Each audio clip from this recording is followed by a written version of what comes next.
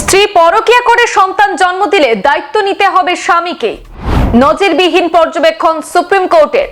পরোক্ষভাবে পরকীয়ায় বৈধতাকে কি মান্যতা দিতে চায় দেশের সর্বোচ্চ আদালত। স্ত্রীর পরকীয়া সম্পর্কের সন্তান সম্পূর্ণ অধিকার লাভ করবে স্বামীর।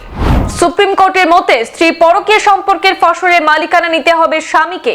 বিবাহ বহির্ভূত সম্পর্কের কারণে জন্ম নেওয়া সন্তানের আইনত বৈধ বাবা কে হবে, এ নিয়ে এক ঐতিহাসিক রায় দিল সুপ্রিম কোর্ট। সম্প্রতি কানাডার একটি মামলায় এই বিষয়ে নিজের পর্যবেক্ষণ জানিয়েছে সুপ্রিম কোর্ট। সর্বোচ্চ আদালতের মতে, যদি বিবাহিত থাকাকালীন সময়ে কোনো স্ত্রী বিবাহ বহির্ভূত সম্পর্কে জড়িয়ে পড়ে এবং সেই পুরুষের সঙ্গে তার সন্তান লাভ হয়, তাহলেও সেই সন্তানের আইনত বৈধ পিতা হবেন তার স্বামী। এবার যানবাহনে তেল ভরলেও গ্রাহকরা পাবেন ক্যাশব্যাক। পেট্রোল পাম্প গ্রাহকদের জন্য ধামাকা অফার চালু করলো নিলামবাজারের NZ filling station. NZ filling স্টেশনে চলছে HP pay fuel fest cashback offer. HP pay অ্যাপের মাধ্যমে পেমেন্ট করলেই 3% ইনস্ট্যান্ট ক্যাশব্যাক। প্রতি 100 টাকায় 3 টাকা ক্যাশব্যাক। এই সুবিধা কেবলমাত্র এইচপি পে অ্যাপেই পাবেন। অফার চলবে 1 ফেব্রুয়ারি থেকে 31 মার্চ 2025 পর্যন্ত। ক্যাশব্যাক অফারের সুবিধা পেয়ে যাবেন নিলামবাজারের মেন রোড স্থিত এইচপিসিএল এর অনুমোদিত পেট্রোল পাম্প এনজেড ফিলিং স্টেশনে। সুপ্রিম কোর্ট আরো জানায়, কোনো সন্তানের জন্ম বৃত্তান্ত নিয়ে অকারণে যাতে কোনো অনুসন্ধান বা প্রশ্ন না ওঠে, তাই এই নির্দেশ। কোনো স্বামী যদি সেই সন্তানের দায়িত্ব নিতে বা নিজের পিতৃত্ব অস্বীকার করতে চান, তাহলে স্বামীকে প্রমাণ করতে হবে তার সঙ্গে স্ত্রীর কোনো যোগাযোগ নেই। এক্ষেত্রে যোগাযোগ না থাকার সংজ্ঞাও দিয়েছে সুপ্রিম কোর্ট। সর্বোচ্চ আদালতের পর্যবেক্ষণ অনুসারে সেই পুরুষকে প্রমাণ করতে হবে তার স্ত্রীর সঙ্গে তার কোনো শারীরিক সম্পর্ক নেই।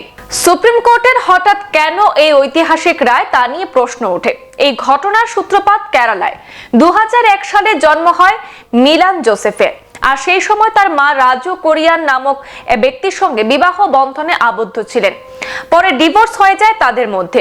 2007 সালে মিলান জোসেফের মা কোচিন পুরসভায় গিয়ে মিলানের পিতার নাম পরিবর্তনের আবেদন জানান।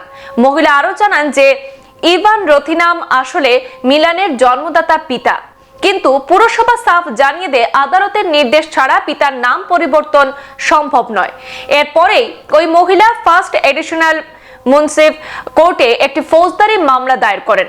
মহিলা আবেদন জানান যে আদালত যেন রথিনামকে মিলান জোসেফের পিতা বলে ঘোষণা করেন এবং জোসেফকে নিজের পরিচয় দেন।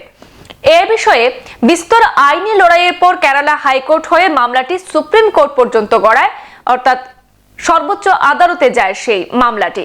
সুপ্রিম কোর্টের বিচারপতি সূর্যকান্ত এবং উজ্জ্বল ভুইয়ার বেঞ্চের পর্যবেক্ষণ অনুসারে একজন সন্তানের জন্মদাতা পিতা থাকতেই পারে, তবে আইন স্বামীকেই বৈধ পিতা হিসাবে স্বীকৃতি দেয়।